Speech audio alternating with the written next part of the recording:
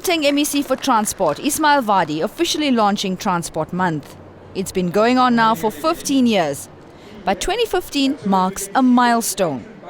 This year, the city hosts the second Eco-Mobility World Festival.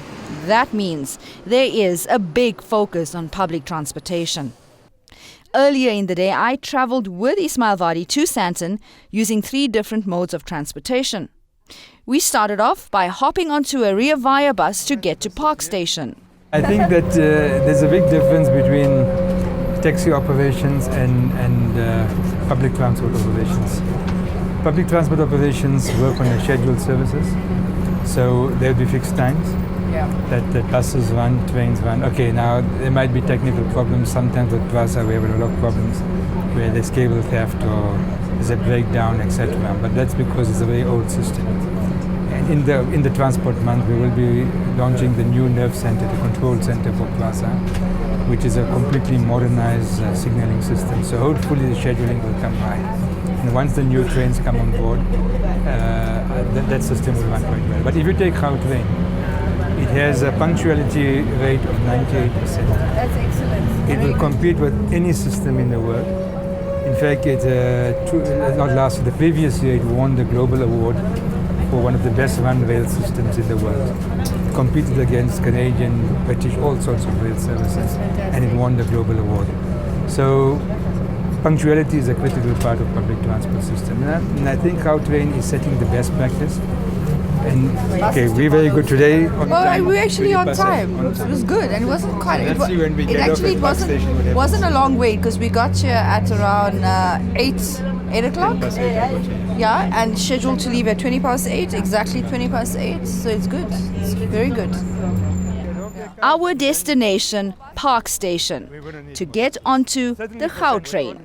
We don't allow any eating or chewing on the Gautrain. That's it. Now, the moment you make that provision here, be assured people are going to walk in with a cup of coffee into the train, and then the train jerks, and the thing spills, People and then are carrying their messes. laptops with them on the train as we've well. We've taken a stringent policy of no food on the trains, and therefore you're not going to get in the complex, in the train precinct, the station precinct, any food stalls. That makes sense. It does make sense. And we've had that unpleasant incident I think last year, the previous year, where some people were chewing, and the security asked them to spit it out, and there was a little bit of an altercation, and of course the commuter made all sorts of allegations against the security officer.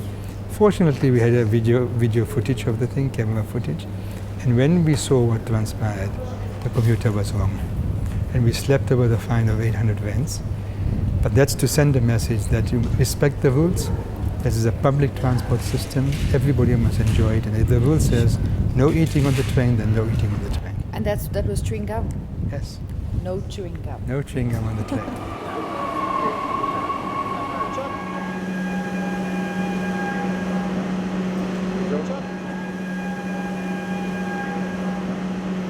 So MMC, welcome to Gautrain, Africa's pride and joy. Yes. You've won many awards for this. Yes, I think Gautrain has won several international awards. All sorts of things. They've won awards for their own communication strategy. Some very prestigious awards. And then 2 years ago we won the best train operating services. Very, very punctual service, very reliable service. Very good growing ridership. When you get in, you can see it's world class. So it's a growing ridership.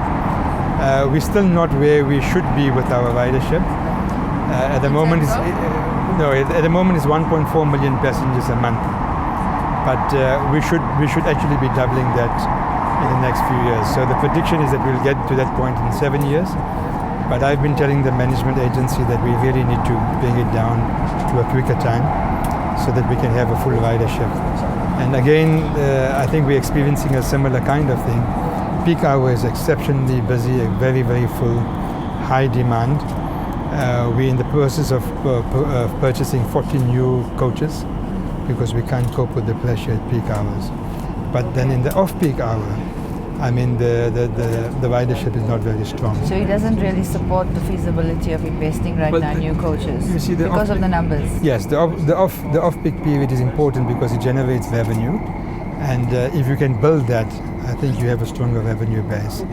So that's really what we've done. I mean, last year we've staggered the prices now. So you have the fare structure for high peak periods is higher than the not so high peak period. And then for the off peak, it's actually much cheaper to use the train as an incentive to get people to use the service. The Gautrain station in Sandton has a new node that's been developed to facilitate buses, taxis and even tuk-tuks. When tuk-tuks came onto the scene, a number of enterprising business people just got the equipment and started using it. And we had to meet with them quite early to say, look, you're going to have to register with us because you're offering a form of public transport services. If we go out here and an accident occurs and your passenger dies, what happens? So or that the passenger is the important role of regulation. So it's critical. I mean, that Investec had its own shuttle service. There's a number of clients that they get coming in and out all the time, going to the station, to the airport. So they provide their own shuttle service. I wouldn't mind getting one of these for myself. Then you can run around. Just to move around the city. It's amazing. I've lived here for so many years. I had no idea we had so many tuk-tuks to move around, especially in the Sandton area that's so congested. You want to spend the day in Sandton, go shopping, whatever, move from place A to place B, just pop into the convention center. It's 25 Rand, which is kind of the lowest if you have to compare fees with taxi services. Even if you compare it with Uber, it's still quite low. And then the question for any consumer is, what is low anyway? No, but I think I mean you've got to also look at their work, their labor and the effort that's involved, the running costs, and it has to be profitable. Otherwise, it won't survive. Nashina Mohammed for Joburg Today.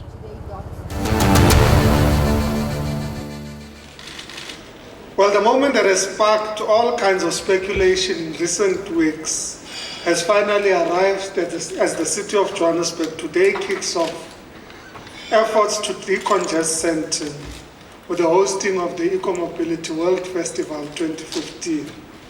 This is an inevitable price we all have to pay to usher in a new and sustainable era of alternative modes of transport to reduce congestion, carbon emissions, and the overall negative impact these have on our city. As it stands, the economic impact that results from congestion in the whole of South Africa is over 1 billion rands, and Johannesburg accounts for the highest loss with more than 1.5 million vehicles registered across the metropolitan area.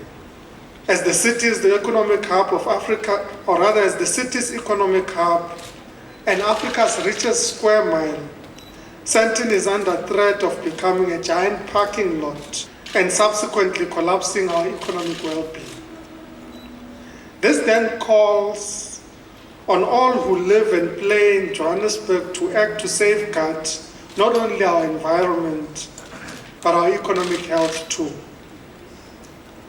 The health of our economy significantly contributes to the creation of a safe, resilient and sustainable city that is envisioned by the Joburg Growth and Development Strategy 2040. The objective of the Eco-Mobility World Festival is to give people a glimpse of a future transport system that includes public transport, walking, cycling and eco-mobile offerings. Sandton CBD is the busiest district in Africa. During the World Festival, the streets here will become public places. People will have to park their cars off and will have to make do with whatever transportation is on offer. International actor and activist Danny Glover added his voice to the initiative. Climate change, global warming is no joke. The conference in Paris later on this year will talk about those issues, and hopefully we'll come and put into action some sustainable process in which we could begin to reduce emissions, reduce all the greenhouse gases. All those things are essential right now, important. We need to use every aspect of our, whether it's governance, whether it's civil society, whether it's artists, whoever we can, to announce that and to say the work that we need to be done. There's so much to work we do. Most forecasters say that we may not make it. That's a possibility. We may not make it. The 7 billion of us may not make it in this whole process, but we have to do everything in our power, everything humanly imaginable to make it. The first Eco-Mobility World Festival held in South Korea was touted as a huge success. The city of Suwon is very proud that it has set an example that even the big city of Johannesburg is now following. So they are very proud, and they'll send a delegation of 17 people, including residents that have at that time lived in the area and made the festival a success, to see how this kind of project is now taken forward by the city of Johannesburg. And I think they'll be very surprised, because Johannesburg is topping it by even converting a central business district. You know, in our country, public transport is a mode of force. It's not a mode of choice. People use public transport because they don't have an option. GO train, and to an extent the Business Express that Metro Rail introduces, makes it a mode of choice. And so it's not a money decision to use public transport. It's actually an intelligent decision. It's a decision to say, I can relax, I don't have to worry about traffic and about accidents, and I have this surety on time. And that's really the benefit. I will definitely be using my GO train gold card during the Eco-Mobility World Festival. This is a great opportunity to get away from the wheel and be part of festivities. It's like taking a vacation, getting away from all the traffic and congestion. This is Nashina Mohammed for Joburg Today.